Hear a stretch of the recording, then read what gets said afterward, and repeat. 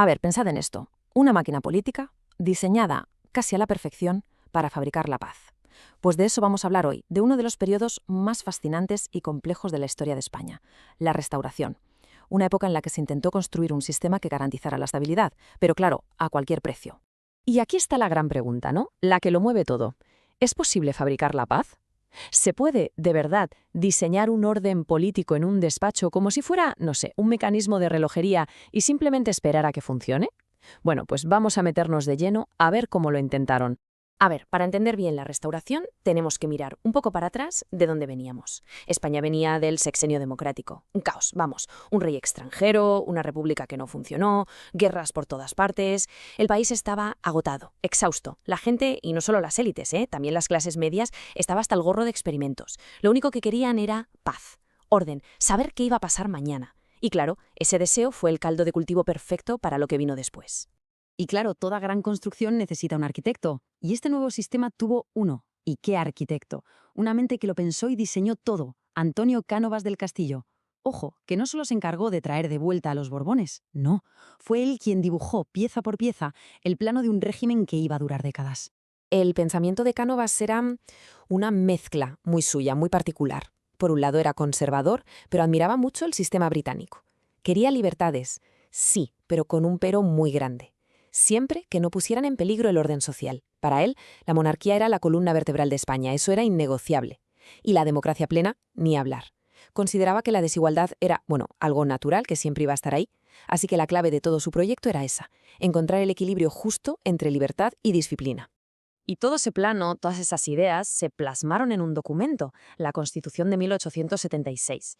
Y este texto es fundamental para entenderlo todo. Ojo, que no hablaba de soberanía nacional como la anterior, no, hablaba de soberanía compartida. ¿Y esto qué significa? Pues muy sencillo, que el poder estaba repartido entre dos pilares. Por un lado, las Cortes, que representaban a la nación, y por otro, el rey, que tenía un poder, pero un poder inmenso. Podía nombrar gobierno, vetar leyes, disolver las cámaras, de todo. Vamos, que el monarca no estaba ahí de adorno, para nada. Era el árbitro supremo de toda la partida.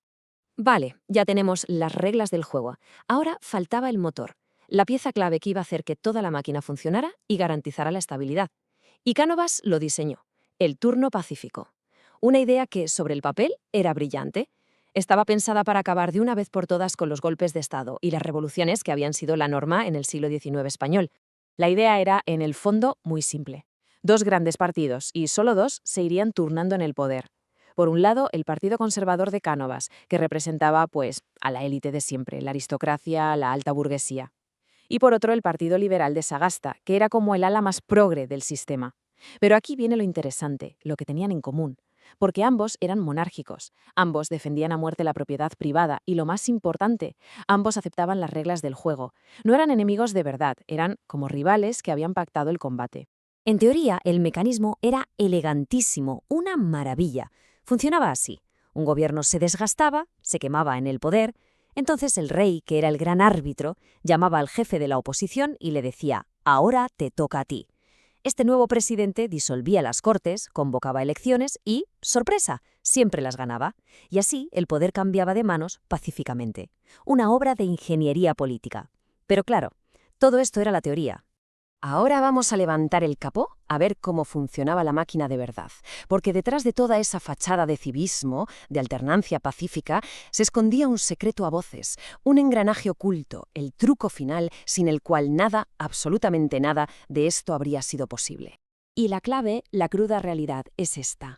El sistema no era democrático, era una farsa, una ficción. El resultado de las elecciones no se decidía en las urnas, se cocinaba. Se pactaba en los despachos de Madrid mucho antes de que la gente fuera a votar. Las elecciones no eran para elegir un gobierno, eran para dar una capa de legitimidad al gobierno que el rey ya había elegido de antemano. Y este pacto previo tenía hasta un nombre, el encasillado. Es que era literal, ¿eh? El ministro de la Gobernación se sentaba con los jefes de los dos partidos. Y, como si fuera un álbum de cromos, iba rellenando las casillas de cada distrito electoral con los nombres de los diputados que tenían que salir elegidos. Un reparto de escaños sobre un papel, así de claro. Pero claro, una cosa es pactarlo en un despacho en Madrid y otra muy distinta es que eso se cumpla en cada pueblo de España. ¿Cómo lo conseguían? Pues aquí entra en escena la figura clave, el cacique. El cacique era el pez gordo a nivel local. el gran terrateniente, el dueño de la fábrica, el que cortaba el bacalao, y su trabajo era básicamente fabricar los votos para que el resultado fuera el que se había pactado. Y esta frase resume a la perfección cómo funcionaban para los enemigos la ley, para los amigos el favor. Es que su poder no era solo por la fuerza, que va, se basaba en una red gigantesca de favores. Si estabas de su parte, te conseguía un trabajo, te ayudaba con un papeleo, te perdonaba una deuda, pero si eras su enemigo, ¡ay, amigo! Entonces te caía la ley con todo su peso.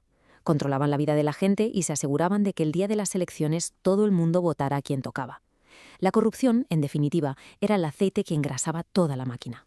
Pero claro, un sistema que se construye dejando a gente fuera está condenado. Es así de simple.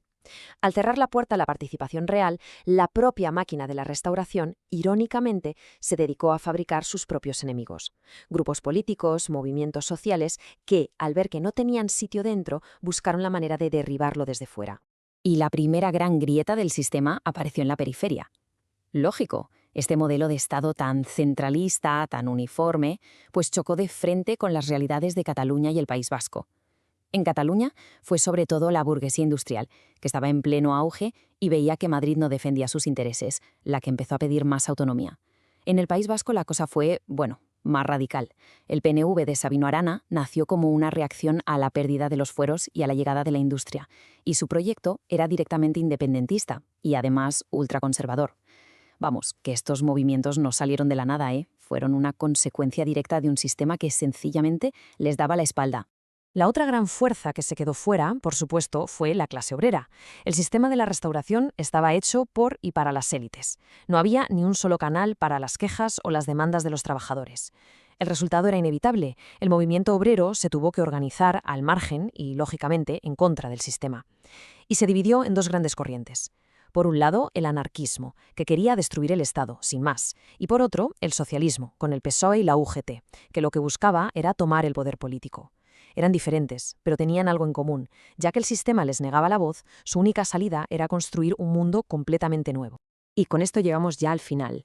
A ver, si tuviéramos que resumirlo, diríamos que la restauración fue un sistema con dos caras, como una moneda. Por un lado, la fachada, orden, paz, una alternancia en el poder que parecía civilizada. Por el otro, la realidad, un sistema basado en el fraude, la corrupción y en dejar fuera a muchísima gente. Pero, y aquí está la gran paradoja. La máquina funcionó. El hecho es innegable. Durante casi 30 años España vivió una etapa de estabilidad política como no se había visto antes. Se acabaron los pronunciamientos militares, las guerras civiles. Cánovas, al final, consiguió lo que quería. El orden, por fin, se había impuesto al caos. Y todo esto nos deja con la pregunta final, la que resuena hasta hoy. La estabilidad de la restauración se levantó sobre una contradicción que a la larga era mortal. Se compró la paz para unos pocos, para las élites, al precio de dejar fuera a la mayoría, a los nacionalistas, a los republicanos, a los obreros. Así que la pregunta no es si este sistema podía fallar. La pregunta es, ¿podía no hacerlo? ¿Cuánto tiempo puede aguantar una paz que se basa en la exclusión? Bueno, pues la respuesta a esa pregunta es, ni más ni menos, la historia de todo el turbulento siglo XX español.